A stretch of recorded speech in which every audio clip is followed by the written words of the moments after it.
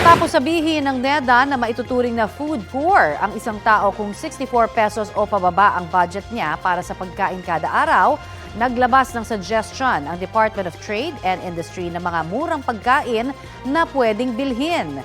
Sa pagdinig ng Kamara sa budget ng DTI, sinabi ni Undersecretary Amanda Nograles, base sa kanilang retail price monitoring, pasok ang sardinas na nasa 15 hanggang 20 pesos. Tinapay na nasa 2 pesos ang kada piraso.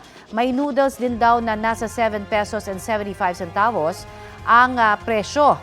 Ang 3-in-1 na kape mahigit 4 pesos. At kung gusto raw ng maggatas, may mabibiling evaporated milk sa halagang 44 pesos. Ayon sa DTI, nakadepende naman sa consumer kung anong produkto ang kanilang bibilhin. Binatikos ng ilang mambabatas ang batayan ng NEDA sa pagiging food poor ng isang tao.